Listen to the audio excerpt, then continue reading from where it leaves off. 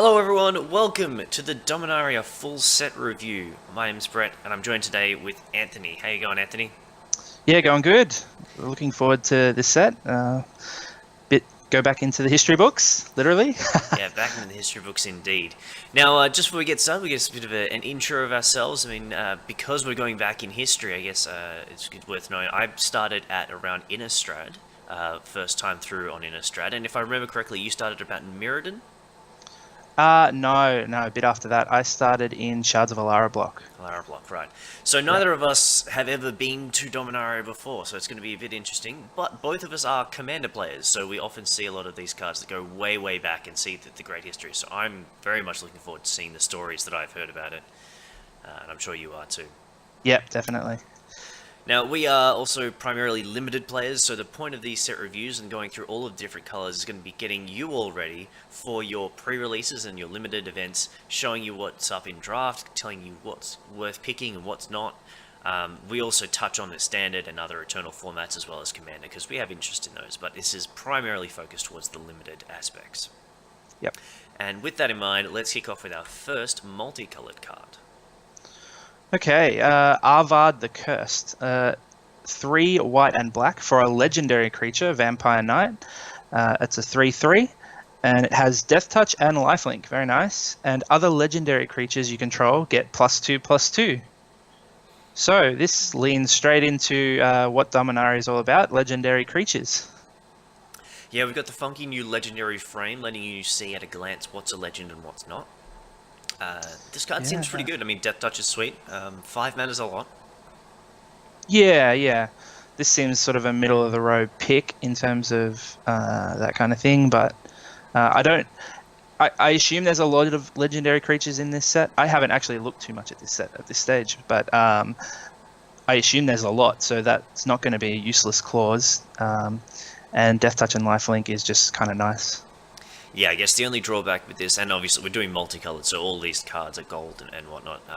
Being a gold card is a bit of a detraction, but yeah, I think it's nice, and you probably even consider splashing it if you've got a few legendary creatures in 2 colors and you just want to splash one of these colors. Yeah, possibly, but it's not a high pick. Yeah, not. Alright, next we have Daragaz, the Reincarnated, one of the old dragons of the plane. He's 4 and Jund, so black, red, and green. For a legendary creature dragon with flying, trample, and haste. It's a 7/7 for 7. And it's really hard to kill, because if it would die, instead it gets exiled with 3 egg counters. Effectively suspended. At the beginning of your upkeep, you remove an egg counter, and when there are no egg counters left, you return it to the battlefield. So it just keeps coming back and smacking in and killing your opponent, unless they exile it permanently. This is awesome. This is a limited bomb. Yeah, this is going to kill your opponent so quick. Yeah, there's a limited bomb in 3 colors, so you really have to be in 2 of those colors pretty heavily, but you just take it because it's an amazing, awesome card. Yeah, and the flavor is so good. Egg counters, it's hatching again. It's so sweet. Yeah, great reincarnated dragon.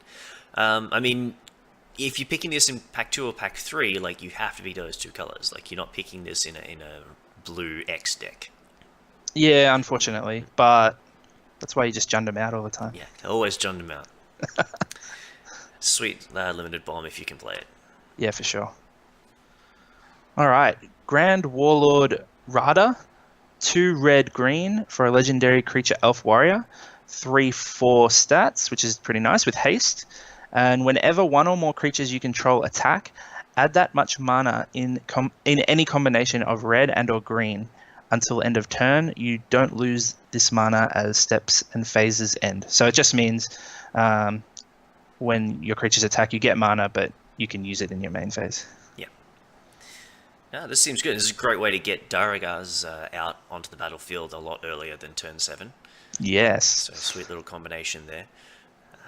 Rada looks awesome, and I mean, last time we saw Rada, she's always been a mana creating person, but she only made mana herself as a young girl, and is now a Grand Warlord, bringing a full army to the bear, getting all that mana together. So this looks Yeah, like that's an pretty cool. amazing card, and a lot of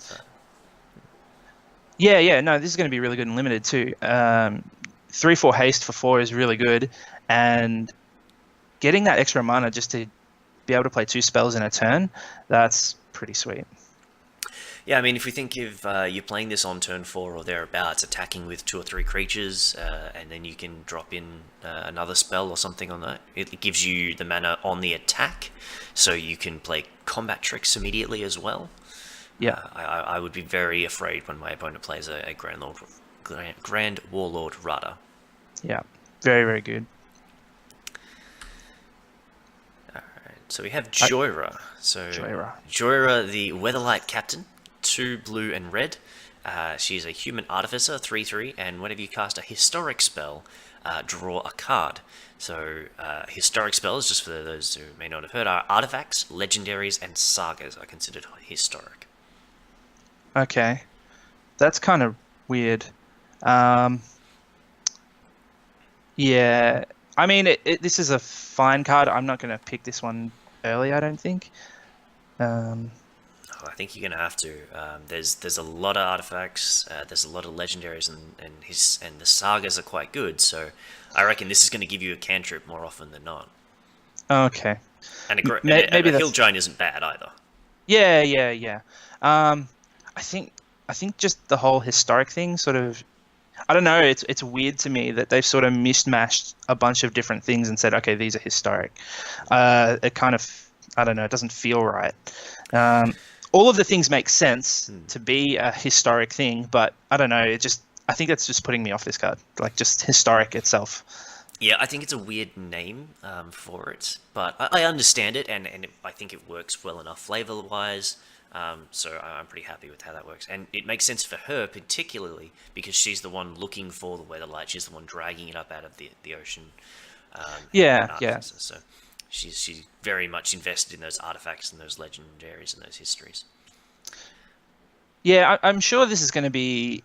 it just doesn't look that good on the face of it, but this set probably, you're right, lends itself to a lot of artifacts and legendaries. I think everything we've seen so far has been a legendary creature, so yeah, I think it's going to be fine. And there's mocks in this set, which is just going to be, play a mock, draw a card. Yeah, that's pretty sick. But yeah, this is also might get me to switch my Khan deck, because this is pretty much the blue-red Artificer commander that people have wanted for a long time. You play any artifact, draw a card. So cantripping artifacts is kind of ridiculous in an artifact-centric deck. All those different sort of Shroom decks, or Shroom card because of the red, but I can't remember the name of the 4-color one. Do you remember the 4-color commander? Breya. Is going to love a Joyra in there. Oh, for sure. And this I can already think of one of the cards. It's whenever you cast it's an artifact. I think it costs 3. Whenever you cast a spell, whenever a permanent type enters the battlefield, you can return one of that same type. So you could yeah. So then you can just loop 0 costing artifacts and just draw your deck. That would be awesome, except Cloudstone Curio is non-artifact. It's non-artifact. A non-artifact permanent. Damn it. That's a great idea. I've never played with a card, but yeah. You could do it with legendary creatures. Yes. Loop legendary creatures somehow. You gotta cheat them out. Yeah. Alright, well, let's keep moving. Cool card. Joda, Archmage Eternal. 1 blue, red, white for a 4/3 legendary creature human wizard, and it has flying. And you may pay Wooburg, which is 1 of each color, rather than pay the mana cost for spells that you cast. That was on an artifact, wasn't it? Yes, it was a gauntlet. So this just lets you do it for... This is a pretty cool commander card, right? It's a cool commander card. I think the second line of text is irrelevant for limited. I mean, that's pretty much exclusively commander, because you can build these crazy 5-color decks, of which I have one. 4 mana, 4/3 flyer seems pretty good. That's good stats. 3 colors though. 3 colors is awkward, certainly. Rough, but... and it's not really something you would usually splash for. So I don't know that this is going to see much limited play. But yeah, commander players are going to love it, as they love all those sort of crazy things.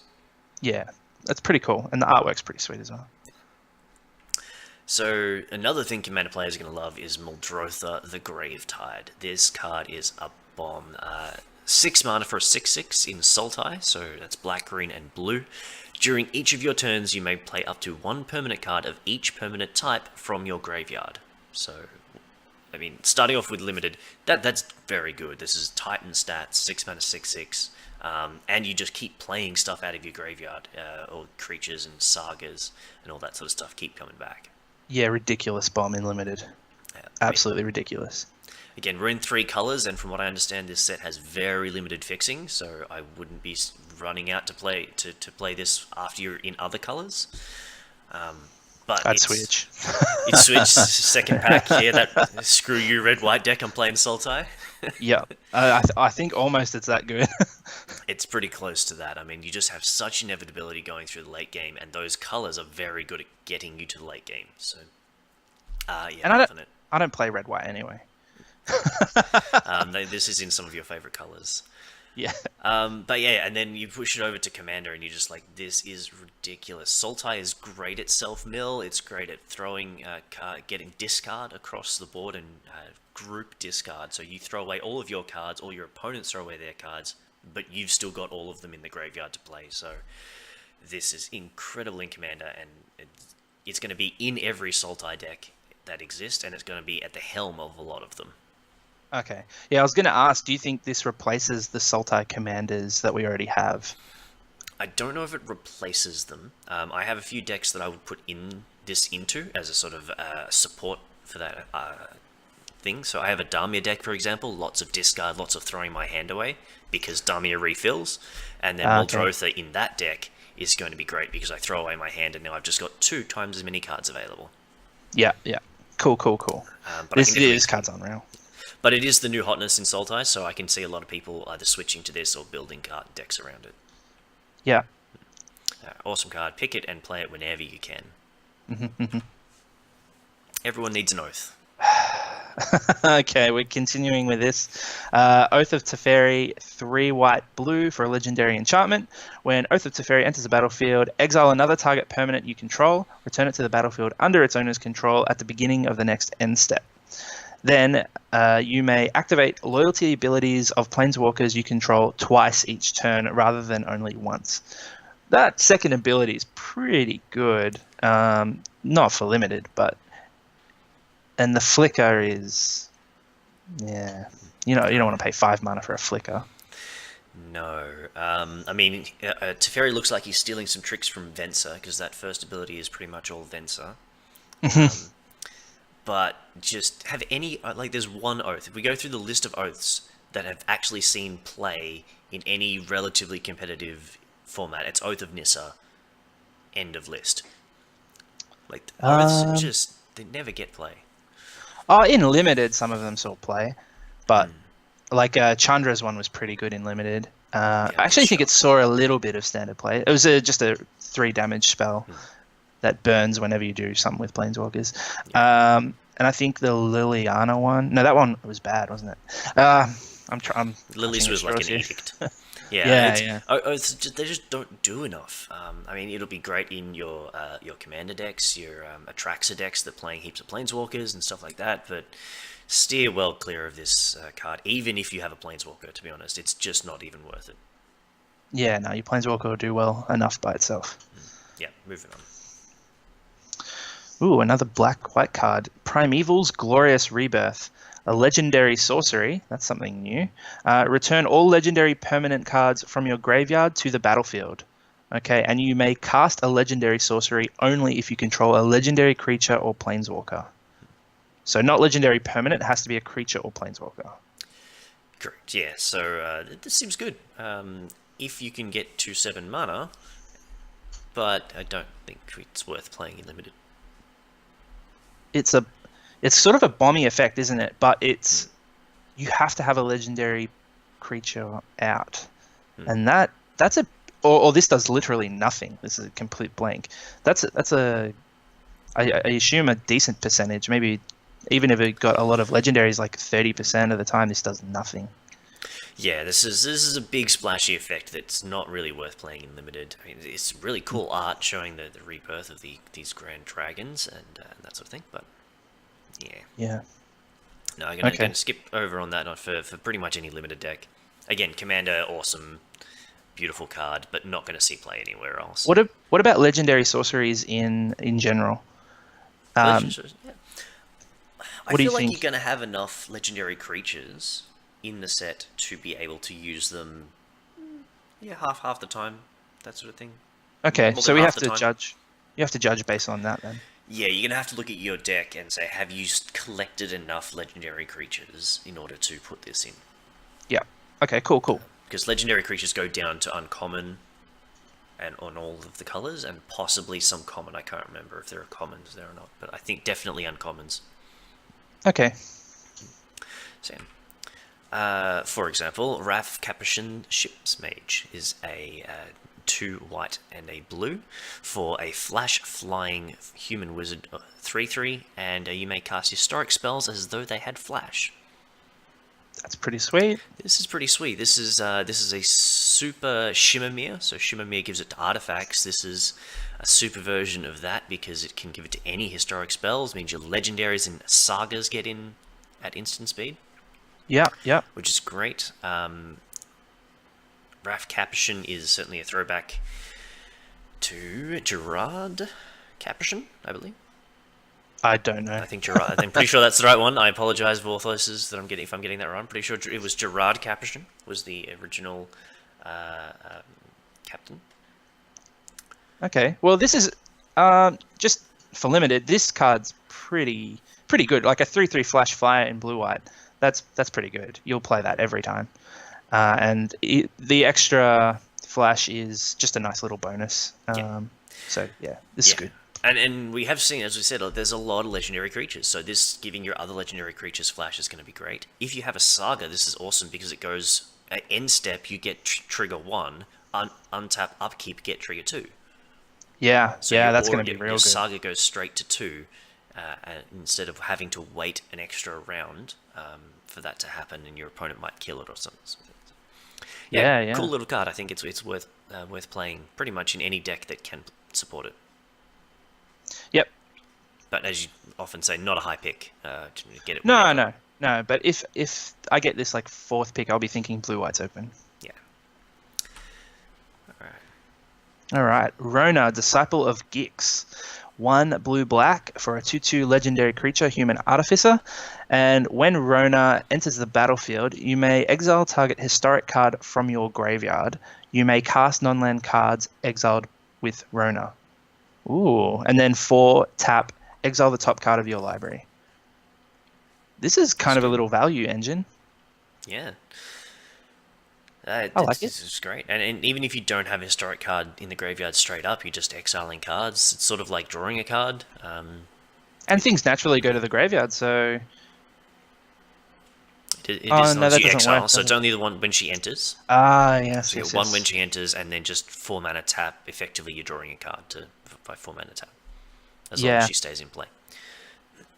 Yeah, okay. I'm not thinking that's as good now. It's a good late game play because it effectively draws you a card, but later on you're sort of just milling the top, and it might be something you can play, but Yeah. oh, hang on, you may cast non-land cards. Sorry, I'm getting confused here. So when it enters, you exile historic, but you can play anything that gets exiled. Yes. Okay, it's not as Got that? linear as I thought. Yeah, I got there. No, got there. it's not all about historic. It's just the first enters trigger that does the historic. After that, you just exile a card, non-land, and you can play it. Okay. 3 mana 2/2, not great stats, but I mean you take them sometimes. It's not terrible to have a decent effect on it. So, and in blue black, if you have the removal, you have the counter spells, which you will. Then you should be able to draw the game out long enough where this is going to give you the card advantage you need to take over the game at the end. Yeah, for sure. So I like it in a blue-black shell, but similar to our friend Mr. Caption, we don't need to pick this up too early, but it will lean you towards that color pair. And it will be good in that color pair. So that's good. Next we have Shanna Sisay's Legacy. So Captain Sisay, her prodigy, effectively. A green and a white for a 0/0. But it gets +1/+1 for each creature you control. So it comes in as minimum 1/1 and then gets bigger as you have a bigger army. It also can't be the target of abilities your opponents control. Abilities only, not spells. So still dies to removal, but abilities don't target her, which is sort of a weird thing. Yeah, it's sort of the like a middle of the road hexproof, I guess. It's good. I mean, it's a good upside, but it's not that important, I don't think. No, I'm I not. don't think. Yeah, and I don't think this card is very good overall. I mean, there's going to be a green-white go wide strategy. There's some sort of fungus saproling sort of stuff going on in green. There's Yeah, that's definitely cool. night tokens and many, many little white creatures going over there. But I don't think this is going to be worth it unless you already have that deck going. Yeah, agreed. I think this is going to be a really late pick. I don't think it's that good. And it's kind of sad that this doesn't get into any Captain Sisay deck. Like, it's just not even good enough for a Captain Sisay deck. Yeah. Commander, so they will never fight together, I don't think. Next we have Slimefoot. Well, maybe they're not supposed to. So Slimefoot here, this is Yeah, almost immediately beloved card. It's sort of a very fun, cool art. It is a 3 mana, 1 black green for a legendary creature fungus, and whenever a sapling you control dies, it deals 1 damage to each opponent and you gain 1 life. And 4 mana, create a 1/1 green sapling creature token. Apparently this is a fungus thing that was growing on the Weatherlight while it was underwater, and when it was drawn up, this thing became Jorah's first crew member on the Weatherlight. Sure. Which is a funny little story. A weird story, yeah. And a good way to get fungus in the dream team, I guess. Yeah. This card's pretty good. Yeah, I like it. I like it quite a bit. 3 mana, 2/3 is good stats. It's going to block, and just 4 mana, create a 1/1 blocker. Chump away, and then you drain a life every time. Yeah. This is gonna just be one of those value engines as well. If you don't need to chump block, then it just makes it eventually just make an army of dudes. Yeah. So this is good. I really like this sort of card. Gives you inevitability if things stall out. Yeah, certainly worth picking up and playing. You're not going to see this late because it will have been collected by someone, so pick it in the mid to early pack. And play it well. Also, it's each opponent, so keep an eye on that for your 2-headed giants. That deals 2 damage to your opponents and you gain 1 life. Yeah, that's cool. Nope. No, all good. Moving on. All right, your favorite colors here. Yeah, what is it? Tatyova, Benthic Druid. 3 green-blue for a 3/3 legendary creature Merfolk Druid. And whenever a land enters the battlefield... So this is the value engine that's... I mean, I really like this, but I don't know. I'm not over the moon about this one. Yeah. So you potatoed out a little bit there as you were reading what the card is. Crazy game. So this is... sorry. Yeah, you were saying that this whenever a land enters, you gain a life, draw a card. Yeah. I think that's great. I mean, it's gonna, again, it's a value engine late in the game, and we're seeing a lot of these color paired. These 2 color cards are just really strong value engines in the late game. So it's kind of like each color has their own little way to push through later on. Yeah, which is really good. Like, I obviously like this card. I'm trying to not hype it up too much. Let out the hype. I'll probably be picking this pretty early. Yeah, you will, definitely. Yeah, I think it's fine. Again, I don't think you need to pick it too early, but that is a strong trigger. Yeah, I mean, landfall, draw a card. It just, that's what I want to do in Magic. If you want to play this card and you're sitting at the same table as Anthony, then you need to pick it early, but otherwise, so somewhere in the middle and you're fine. Yeah. Alright, so we have Teferi himself, the hero of Dominaria. He is 5 mana, that is 3, a blue and a white for a legendary planeswalker Teferi. +1, draw a card at the beginning of the next end step, untap 2 lands. -3 is a put target non-land permanent into its owner's library third from the top. And -8, get an emblem when you draw a card, exile target permanent an opponent controls. It starts at 4 loyalty, so the first tick up goes to 5. 5 mana goes to 5, not too bad. I mean, it has all of the things that Planeswalker is supposed to have. It replaces itself, it protects itself by a removal effect, and it has a pretty sick game-winning ultimate. So, Yeah, it all depends on what can we pair up with untapping 2 lands on the turn that it comes down. If there's a counter spell in Standard, and I haven't been playing much Standard lately, but if there's a counter spell that we can reliably use for 2 mana, then this card's going to be really, really good. At 2 mana, you don't have a lot. You have, you will have 2 Force Spikes. So you'll have Censor, and you will have Syncopate's in this one. Yeah. So we're getting Syncopate back. You could have something like an Essence Scatter, I think, that is still Or Negate. Standard, or a Negate. So Okay. it'll stop your hero's downfall effects from. What about killing white Teferi. removal? White removal, not for 2 mana. Not much. But after that, it's like if you untap with this after your end step, it's going to be pretty good. Yeah, for sure. And I mean, even if you just need to blink something out for a few turns, take their best thing and put it third from the top. By the time that comes back, you should be able to get on top of the game. Yeah, exactly. So yeah, it seems like a very strong card. Obviously, Planeswalkers are great in limited almost all of the time. This one is certainly no exception, because even if you just 5 mana, draw a card, and fog their next turn because they have to spend their entire attacks going at Teferi, that's probably good enough. Yeah, I mean, the last couple of sets they've printed some pretty average Planeswalkers, but we're back into the good stuff now. Yeah, so definitely play Teferi wherever you can and splash for it when you can. Yep. Alright, how about this one? Tiana's Ship's Caretaker. 3 red white for a 3/3 Angel Artificer. That's a weird combination. Anyway, it has flying and first strike, and whenever an aura or equipment you control is put into a graveyard from the battlefield, you may return that card to its owner's hand at the beginning of the next end step. So, sure. So whenever a creature with an aura dies, you get to put it back in your hand at the end of the turn. Cool. This is pretty overpriced, I think, but it's fine.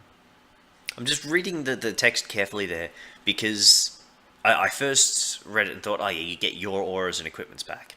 Cool. The second reading, I'm going, oh, hang on, that says a graveyard, which means my opponents get their auras and equipments back too. And then on the third reading, I pick up, it says may. You may return your opponent's auras and equipment to their hand if you want to, which is a really weird combination of words. I mean, I think that's only ever going to come up in Commander, where you're trying to make friends. As far as, oh yeah, I'll give you your aura back, I'll give you your equipment back. But it's a really weird combination of words and effects. As far as limited play, I don't like it. Flying first strike, 3/3 is decent stats, but 2 colors, like just play a Sarah Angel or something. Yeah, if I'm in red white and this comes around late, I'm going to play it because that's good stats for that, for 5 mana. But otherwise, I'm not taking this at all. Yeah. Well, that's not too bad, but we'll move on. Cool. Khan, Scion of Urza. He's back in mini form. So he only costs 4 mana this time, and he starts with 5 loyalty. And he's a legendary planeswalker. Khan, +1. Reveal the top 2 cards of your library. An opponent chooses one of them. Put that card into your hand and exile the other with a silver counter on it. -1. Put a card you own with a silver counter on it from exile into your hand. And -2, create a 0/0 colorless construct artifact creature token with this creature gets +1/+1 for each artifact you control. So this... Okay, I need to ask a question straight up. On that last ability, it will always keep moving the the power and toughness, right? It never sort of comes in and say this is a 1/1, and then the next one is this is a 2/2, and the other one stays a 1/1. No, because It's it starts as a 0/0 and has the ability that it gets +1/+1 for each artifact you control. So this is cool. the same as Cheyenne Sisay's Legacy, where it got +1/+1 for each creature. This one is +1/+1 for each artifact. So So that works really nicely. Okay, that's pretty cool. I love this card. I think this is a bomb in like a lot of formats. yeah, this seems quite cool. In limited, it's going to be great because it goes in every deck. Colorless Planeswalkers are excellent. And it's just card advantage. Even though you are getting the worst of the top two cards, you're still getting a card. And if you really need the other one, you can get it because your opponent is not going to deal 6 damage to Khan on turn 4. Exactly. And if you can ramp this out on turn 3, now that we have Llanowar Elves, jeez, God. this is going to be really hard to stop. And then you just start making like artifact creatures, and you just play an artifact with them, and they become 3/3s and then 4/4s. This card is ridiculous. I'm calling this best card of the set. I haven't even looked at the whole set yet, but I'm saying that this is it. This card is bonkers. I think all of that is true for limited. I don't necessarily know if this is going to get there in standard because of the power level jump. I think people will play it, but I don't know if it's quite good enough for a standard. Just because I don't know what deck it fits into. Yeah, you can play it on turn 2 with turn 3 with Llanowar Elves, but you can also be playing like Carnage Tyrant and gigantic dinosaurs. So. Yeah, but no, I think this is no. I can't explain it. The +1 doesn't seem that good because you get the worst of them, but the second ability is put a card you own with a silver counter on it from exile into your graveyard. If they do kill this Khan, your next Khan can use the ones from before. Yep. Like True. This is a really powerful effect, and I don't know. I just don't see this not getting a lot of play. I just don't see it. It's got to. We'll wait and see. I think, yeah, I guess so. I'm gonna disagree with you on that one, and we'll wait and see who ends up being right on that. But I don't think this is going to make it into the constructed formats, into standard, and certainly not modern. But I'm certainly happy to be proven wrong if that's the case. But if you've got a affinity, just say affinity. I know it costs 4. I get it, but it's going to be like an 8/8, right? Like the neg 2. I think you answered your own question. It costs 4. Nothing in Affinity costs 4. Yeah, I know, but I'm just saying, like, literally nothing in Affinity costs 2 is like where they curve out. 3 when they want to play the champion. I know, but there's got to be a place for this in Modern somewhere. There has to be. I don't know where it is. If you find it, let me know. I won't find it, but it's got it. It's got to be. This card's dumb. Okay. So, Khan, Great and Limited, we'll see you back constructed.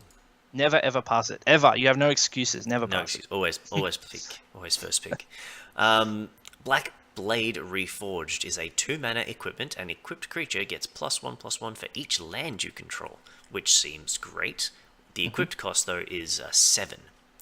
So normal creatures are not able to pick up the Black Blade because it is a ridiculously overpowered artifact. If you give it to a legend, it's only equipped for 3. Even then, I don't think that's probably good enough for limited. Yeah, probably not. 7 mana to give a creature at least +7/+7. Yeah. Sure. I mean, if that's the turn that you're doing this, that's great. But it's not bad. I think I will play it, but I don't think I'm going to slam first pick this. Yeah, I think it depends on how many legends you have, and I think you're right. I'm not slamming this. Yeah. The lore around this, I've heard a little bit about the lore around this blade is kind of ridiculous. So it's a very legendary blade. It's killed an Elder Dragon apparently, and Gideon's going to try and get it so that it can hopefully kill another Elder Dragon, Nicol Bolas. Good luck. But the reason it is so powerful is because it's incredibly evil. You know how you need to quench a blade when it's being forged? So you're hammering it as hot metal and you stick it into water? the person who made this needed to quench the blade, and it needed to be quenched in blood to make it evil. So he Oh, okay. cut himself, added a little bit of blood, and that wasn't going to do. You can't quench a whole blade with that. So he quenched the blade in his son. Ah, Yeah. that's not right. This is a demonstrably evil artifact. Oh my god, that's dark. Yeah. This is an incredibly evil blade, and even if Gideon gets it, we may be seeing black-white Gideon in the next set, because I can see this corrupting anything that comes into contact with it. Yeah, So that's kind of cool though. I'd like to it's see a Black Gideon. Yeah, interesting story applications for that one. Cool. Damping Sphere. Okay, 2 mana for a ball, and if a land is tapped for 2 or more mana, it produces 1 colorless instead of any other type or any amount. And each spell a player casts costs 1 more to cast for each other spell that player has cast this turn. So goodbye Storm. Yeah. And Tron, I guess. This gives the giant middle finger to Tron, giant middle finger to Storm. They just say, you know what? Look at my ball. You get nothing. So yeah, sideboard certainly for Modern. And nowhere else. And no else. And older formats. So yeah, Legacy, Vintage. I could definitely see this in Vintage, just because it turns off the shops decks. It turns off the Storm decks there. And that one that picks up all your artifacts. Yes, that's a Paradox Storm. Yeah, that one. Could be good. So yeah, certainly Damping Sphere in those sort of formats, but just ignore it everywhere else. No. Last pick every time. Yeah. Alright, a less evil blade. It's the Forebear's Blade. This is a 3 mana equipment. Equips for 3, and it gives the creature +3/+0 Vigilance and Trample. And Nice. which is okay, 3 mana, 3 to equip. A little bit expensive, particularly for a rare. Yeah. But the upside is, whenever the equipped creature dies, you can just shift it onto another creature. So that's pretty cool. That's pretty sweet, yeah. The thing that I really like about equipment is when they buff toughness, and this one doesn't do that. Because you always find that the toughness just matters a lot. So this is just about hitting hard and fast, and but once you do, like, you're always trading. You're never going down a card. Yeah. When you're in combat. So this is probably pretty good, especially if you've got a lot of creatures in your deck. Yeah, no, it seems nice. And as you say, it's just an aggressive card. You just keep hitting in. If the creature dies, who cares? Just move the blade. Exactly, and like if they don't trade with it, it's on blocks, so they're not going to be able to get through it. So yeah. I think this is actually pretty good. Yeah, that combination of Vigilance and Trample, like they can't chump block because of the Trample. They have to block because of the Vigilance. And if they block successfully, it doesn't matter. So it's a nice combination of things that I think is going to work well. Yeah, win-win-win. I love this card. Gilded Lotus, 5 mana, add 3 mana of any color to your mana pool. Just a really cool card. It's not great in limited. Maybe if you want to fix it, like for our big dragon buddy that we saw before, but it's just a really sweet card, and don't pick it highly. Yeah, certainly. And if you see them in foil, just pass them to me. That's just don't pick them. Yeah, beautiful. They're magnificent in art, and the foil's going to be worth $1 million because Commander players love them some foils, and it goes in every Commander deck, pretty much. So really gorgeous card. I will make one slight correction. It's add 3 mana of any one color. Sorry, I Not meant to your to mana say pool. that. Yeah, they've actually cut that out of the rule. I point that out only because they've changed that for Dominaria. They no longer reference the mana pool, which makes no functional difference. It's just a slight technical tweak. So, yeah, I guess so. Where does the mana add? It's weird saying add 3 mana. Where is it? It's still in the mana pool. The mana pool still exists as a thing. They just decided they don't want to reference it anymore. So I don't know why. That's just what they're doing.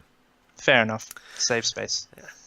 The Guardians of Koilos. This is a 5 mana artifact creature construct. When it enters the battlefield, you may return another target historic permanent you control to its owner's hand, and this is a 4/4. So why you would want to return it is probably for Sagas. That's got to its second trigger and you want to go again. Yeah, or some random ETB trigger. It's just, yeah, it's kind of just great with artifacts, right? Yeah. Like to Pick, replay your artifacts and get the triggers. pick up a couple of these and play them with Joyra so that you can just bounce each other. Yeah. Just keep drawing. 5 mana draw a card, yeah. But yeah, so it's okay. It's a 5 mana 4/4. If you really need a creature, you can play it. If you have a lot of historic permanents with ETBs, you can play it. But I don't see this getting much play. Agreed, I don't think it's that great. Filler. Oh, this one. Helm of the Host. 4 mana for a legendary artifact equipment, and at the beginning of combat on your turn, create a token that's a copy of equipped creature, except the token isn't legendary if the equipped creature is legendary.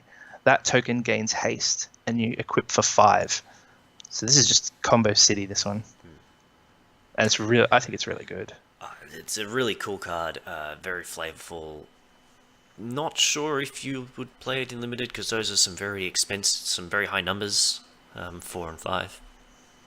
They are, yeah, you're right. I'm not sure how this is going to go in limited. Depends on how slow the format is, I guess. Yeah, I can see putting this in your 2HG decks or your sealed decks maybe, if you've got some big creature that you would just want to keep making copies of. Yeah. Good.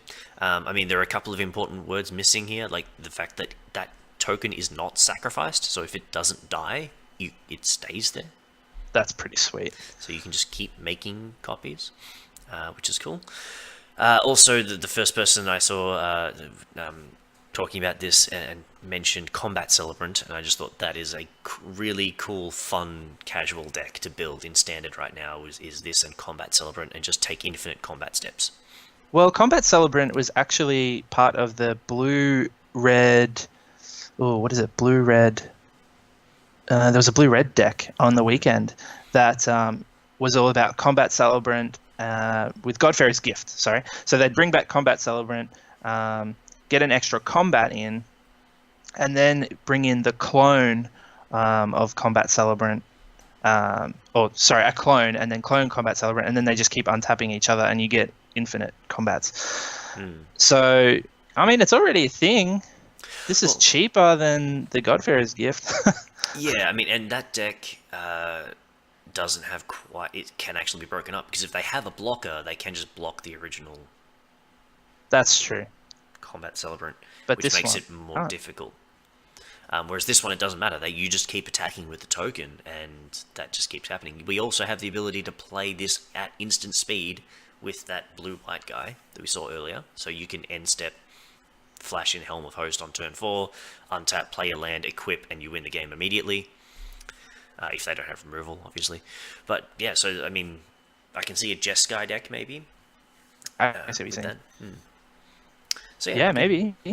I mean, as I said, I don't think you'll see this cool. in the top tables because it just, like, if you kill Combat Celebrant, then it doesn't work anymore, infinite removal and all that sort of stuff. But I think it's a fun deck. Yeah, so clunky, but awesome. Ice Manipulator's back. This is a 4-mana artifact. 1 tap target artifact, creature, or land. Great limited card.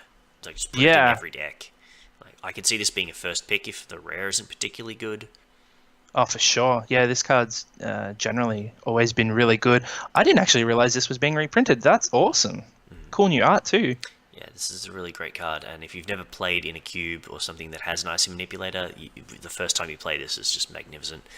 It's kind of like Amazivith, because it just taps down one of their creatures every turn, so it can't attack. But it stays tapped down, so you can attack back. Yeah. Pick it, play it. Tappers are amazing. This is a ridiculous card. Yeah, excellent card. Juggernaut's back with really weird art. 4 mana for a 5/3 Juggernaut, and it attacks each combat if able, and it can't be blocked by walls. Because, okay. It should just give there is a wall in this. Okay. There's a card that makes an enemy creature a wall, so Juggernaut can go past. Woo! Okay. Yeah, it's cool. Juggernaut is fine. I mean, attacking every turn with a 5/3, not that much of a downside. It's just telling you to do what you're supposed to do. Yeah. And this will either trade with something decent, or you're just gonna smash their face in with it. Yeah. I mean, you want to be in an aggressive deck for this card. Usually, it's not the sort of thing you want to be in a control-y sort of deck for. Combat tricks are great with a Yeah, Juggernaut yeah, because you just attack, and they know you have to attack, so you can bluff effectively your combat tricks a lot easier. yep. But yeah, cool card. Here's the Mox. Mox Amber is a 0 mana legendary artifact, and you add 1 mana of any color among legendary creatures and planeswalkers you control. So they have reprinted a Mox. Mox has a big name in Magic, and This is not a great one. no, but it is still a 0 mana ramp, and I think it's okay. I don't know. Again, you have to look at your slew of legendary creatures. But it's 0 mana Mox. I mean, it's every Mox is playable so far, and I don't think they're going to print this without thinking it's going to see play. Oh, they've been real careful though. Jeez. In limited, do you think this is in limited? I don't see it. I mean, we have 2 mana and 3 mana legendary creatures. So this coming down on turn 3, turn 4, ramping you up to your 5s and 6s and 7s. So it's okay as a ramp spell in limited. Yeah. You're going to take it because it's a mythic and it'll probably be worth a little bit. I don't know. I find it tough to think that this is going to do anything. Yeah. But you have a different opinion, so you must see something I don't. I don't know. I see the word Mox is what I see, and every single Mox Diamond, Mox, and all of them, even the one, I'm pretty sure it's Mox Diamond that you discard a card, discard a land to play it. Yeah. Just every time they put the word Mox on a card, it's been great. So I don't think they would do that without having some level of confidence that this card is going to be playable somewhere. Yeah, it might be the case. I think I'll just need to see it first. I can't see it right now. Yeah. So I think standard you could do this because you can build a deck that has low drop legendary creatures. And I mean, if only there was a format where you could confidently have a legendary creature at your disposal at all times. Yeah. Okay, that would be really good. You know, and there are 1-drop green commanders, for example. Yes. Okay. Briss. Yep. So I can see this getting some play in that format, obviously. But I think there could be something there for standard as well. Okay. Limited, like if you want the Mox Amber as a card in your binder, take it. If you don't, then don't worry. Yeah, pretty much. Power Stone Shard. That's cool that they're referencing Power Stones. That's awesome. 3 mana artifact, and add colorless for each artifact you control named Power Stones. Power Stones Shard.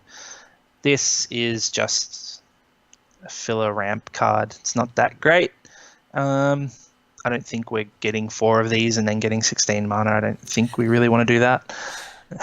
But yeah. So you mentioned the Power Stone. I don't know that I know the history of the Power. Do you know the history of Power Stones? Just it's sort of like your, worn Power Stone. They're just sort of the what are they called? The stones, I guess, the magical stones that produce mana, and that the Thran built their world on the back of Power Stones and stuff like that. It's a really cool. Yeah, that's really good. When you mentioned Worn Power Stone, immediately I clicked and said, yeah, of course, yeah. I've seen that card a lot. But yeah, I didn't know about the Thran history of that. So yeah, it's really cool. 3 mana for a ramp is not the worst thing if you really want to go big, but I don't see this being worth a play. No, I don't think I'll ever play this card. It might happen if I really need the ramp, but I don't see that at the moment. Yeah. Alright, so moving on to the Weatherlight. Do you want to take the Weatherlight? Sure. So the Weatherlight is 4 mana for a vehicle, legendary artifact. It's a 4/5 flyer, and it has a crew cost of 3. So that's, pretty decent. And let's see the ability. When Weatherlight deals combat damage to a player, look at the top 5 cards of your library. You may reveal a historic card from among them and put it into your hand. Put the rest at the bottom of your library in any random order, or in a random order. Is this good? I don't know. I don't think it's that great. Yeah, I mean, this is no Heart of Kieran. as far It's not as crew. even the other one, right? The 3/5 that gets lifelink. It's probably better than this. Yeah, this for your harvester. Um, the fact that you should get a card out of this, no, even then, I don't know. Again, if we're assuming there's a solid legendary and artifacts and that sort of theme here, and we've seen a lot of it, but if you have to be pretty reliable, pretty confident that when you hit, you're going to get a card. So you're Yeah, looking at minimum 1 in 5. So it eight could happen. 8 to 10 legendary creatures, legends, historic things in your deck. I can see that. So yeah, I'm pretty happy to put this in. It turns littler creatures into flyers, so not too bad. Yeah, and also a really cool thing about this, I believe every one of the crew members of the Weatherlight can actually crew this because they have power of 3, except for Slimefoot, Right. which makes sense because he was on it and they couldn't fly it. That's really cool. Yeah, I guess we'll have to have a good look at that. You've certainly got, yeah, Raph does, Jorah obviously does, the Angel does. She's a 3/3. So yeah, Yep. we'll keep an eye on that through it. But yeah, all those legends certainly can fly the Weatherlight. So that's a pretty cool little flavor piecing together. Yep. Not bad. I don't think you need to pick this early in. I think I will because it goes in every single deck. I don't think I'll never not pick it, and it's decent. So yeah, and if there's a lot of legendaries in the set, you may as well. You'll probably have a few in your deck, so can't be that bad. Yeah, it seems good. All right, so we have the death of Cabal Coffers, effectively. This is Okay. this is just bad. So this references back to Cabal Coffers. It is a land Cabal stronghold. It tap to add 1 mana, 3 tap, add black for each basic swamp you control. And let me tell you why that's bad. You need Okay. 5 lands for this to do anything, because you're paying 3 mana, 4 swamps, and this. Because you pay 3 mana and tap, you get 4 mana out of it. And Yeah, but that's neutral. not quite because this by itself doesn't tap for black, Right. So, so it like, fixes this card. this is terrible. Yeah, it's no good. Like, Cool flavor, but that's it. You never. I don't think it's great. like this would not even go in a deck next to Cabal Coffers. I get, like, Cabal Coffers is a really expensive card. They could have reprinted Cabal Coffers because it's not that good in just a normal standard sort of limited deck, because you have to be playing basic swamps. There's no Urborg to help you. There's no dual lands to help you. You have to play actual swamps. If they reprinted Cabal Coffers, this is a crap. It's useless. It's going to be $1 rare at best. You got some I'm feeling in really this one. annoyed because Cabal Coffers is an expensive commander card that they could have put in this exact slot, and they have not done so. This is saying you were never going to get Cabal Coffers in a normal set because they, for whatever reason, have decided it's too powerful. It's very annoying. Could it be like for story wise, because we're in the future, Cabal Coffers might have a place in the history or something? I don't know. Maybe. And maybe that's their excuse. But I mean, Cabal Coffers, the Cabal still exists. Yeah. Their stronghold still exists. Why can't they have coffers? I don't Why? even know what coffers are. They're like chests full of gold and treasure. Coffers Well, yeah. is where you keep stuff. Oh, okay. Cool. I don't know. Yeah, this card's bad. Don't It's bother. terrible. It's a useless card. Don't ever play it in anything. Waste of time. So angry. Memorials. So there's a set of memorials. These are memorials to different things that have happened. Memorial to glory, genius, unity, folly, and war. I know a couple of them. I know Gerard Capuchin's the white. I know it's a memorial to Talaria. It's the memorial of genius. I believe that's Urza. Okay. I think that's right. No, not Urza. The other one. Who are the two brothers? Mishra? Urza and Mishra. No, that's not right. It's probably Would have been Urza. Yeah. And you've got Corona down the bottom right, the false god. Overall, these are fine, and Correct. any sort of deck in that color, I think you're going to play it because they're just lands that do something useful later on. The red one looks kind of meh. Destroy target land.